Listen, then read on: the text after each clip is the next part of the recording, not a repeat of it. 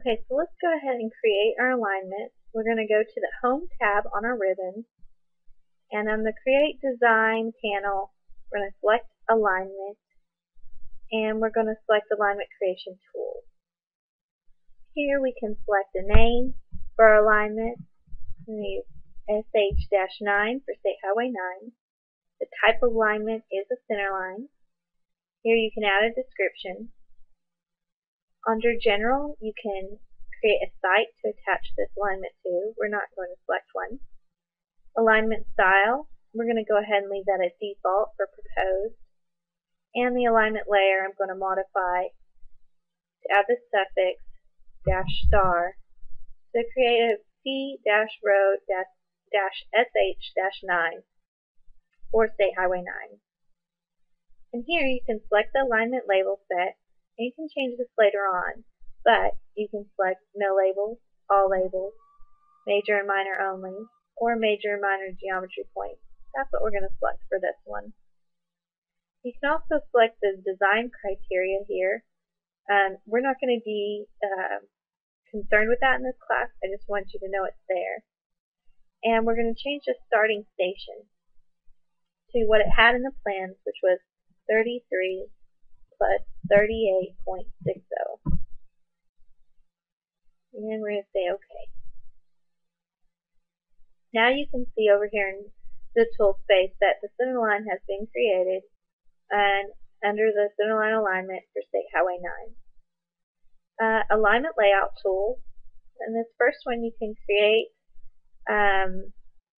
the alignment by tangent, tangent with no curves, tangent, tangent with curves. You can adjust curve and spiral settings.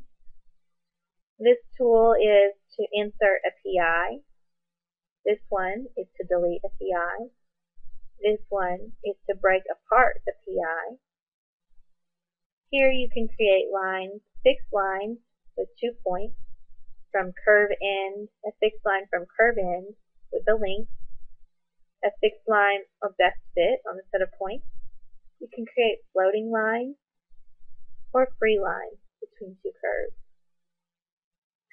Here you can create fixed curves and floating curves, free curves, and best fit. In this set of tools, you can create floating lines with spirals. Here, floating curves with spirals. Here you can have more spiral creation tools. This tool is to convert an AutoCAD line and arc to an alignment. This one is to reverse the sub-entity to direction. This is to delete the sub-entity. Here, pick a sub-entity, sub-entity editor, and alignment grid view. You also have an undo and redo on this toolbar. So we're going to go ahead and create our first segment of our alignment. And I'm not concerned at this moment with the coordinates of that alignment. I just want to create it. So I'm going to create, it's a line, and I'm going to say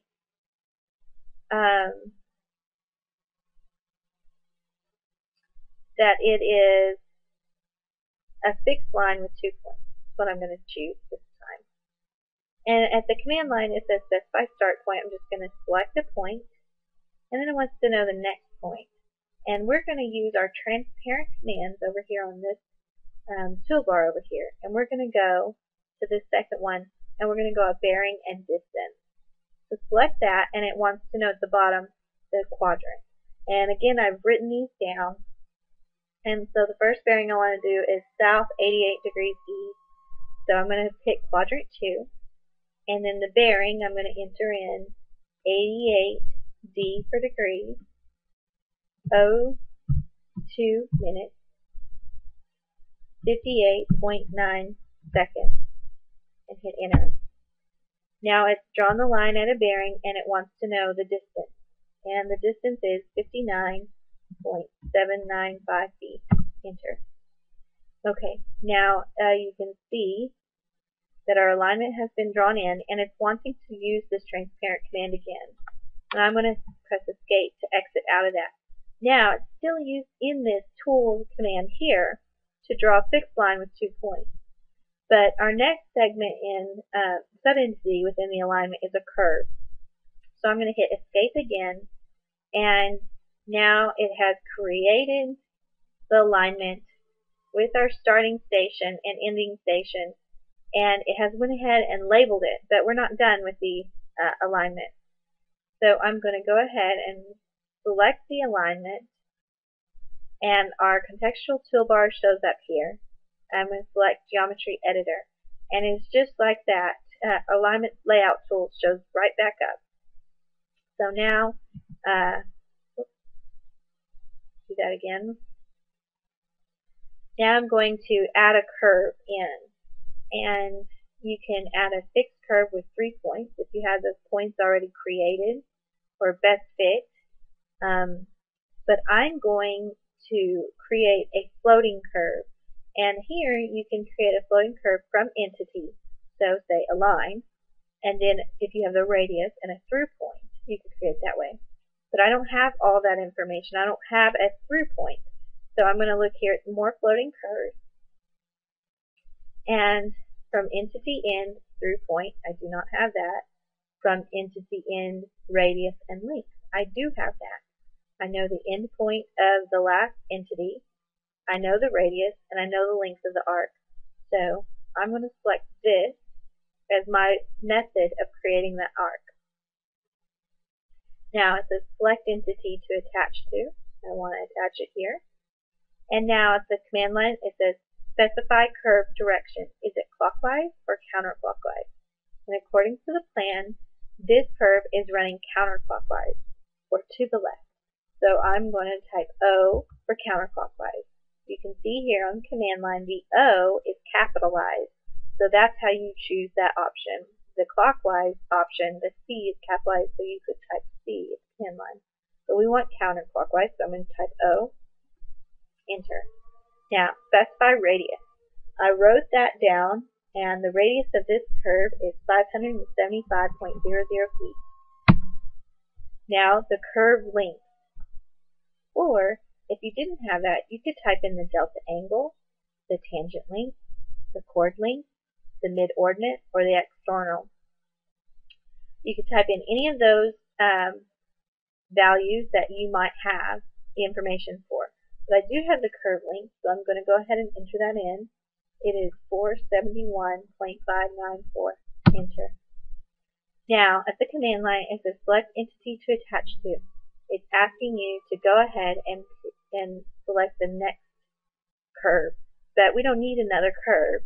The next segment of our alignment is actually a line. So I'm going to go back to my line command, and now I don't want a fixed line, or I could do that the way I did it before, start at the end point of this line, choose the bearing and distance and enter it in, or I could do a flowing line from the curve end to the length. And the reason why we can do this is because it is tangent. So it enters in this curve at on a tangency. So we know the bearing because it's going to be tangent to this curve and continue on. So I'm going to select the floating line from curve end, and I know the length. Now it wants to know the entity to attach to. I'm going to select right here, and then I'm going to type in the length, which according to the construction plans is 4,249.25 feet. And it's that simple. Now that line has been added. Now it wants to know the next line, but in our plans, the next object is not a line, it is a curve. So let's go back to our curve command. And again, I'm going to use this floating curve from entity end, radius, length. So I'm going to select down here at this end. Curve direction on this curve is clockwise. The radius I've written down is 1,475.0 feet. And the curve length is 1122.361, and the arc has been drawn in. Now it's asking me for another curve, but the next segment in our plans is actually a line. So I'm going to again choose this floating line. And I'm selecting this entity to attach it to. And it wants to know the length, so I'm going to type 667.591 and enter. Now, that's the end of our construction plan. So I right click to enter to end that. So this is what your alignment should look like once you get those entered in. And you can double check to see if the stationing works by looking at the PT station here, or the PC station, beginning of the curve here, and see if it is the same as the construction plan. According to my notes, this is station 33 plus 98.4, and the PT is at station 38 plus 69.99. That is correct. You could go to the PC of the next curve, 81 plus 19.24, which is correct. And the PT is at 92 plus 41.6, which is also correct. So, like I said, that is how you create the alignment. Okay, now I'm going to show you how to do some editing with your alignment if you need to. If you've entered everything in correctly, you should have no problems. You shouldn't need to edit this. But I feel like it's important to show you how to edit them. And of course, for some of you, if you don't get it in there quite right, I want to show you how to edit this. So first of all, what I'm going to do is show you that if you want to select the alignment, you can right click on it on the Toolspace Prospector and say zoom to, and it will zoom up to that alignment. And now I want to just zoom in a little bit closer down here to this part of our alignment. And if you select on the alignment, you'll notice that several grips show up, and you can take that grip and stretch the end point of it, and it will keep the tangency of the curve. Or you could take the middle grip of this line segment and it would move it. It would just move it to a different location and keep the tangency of the curve. Or you could take this grip and change the location of that endpoint. You can also adjust the curve, change the direction of it by going over here.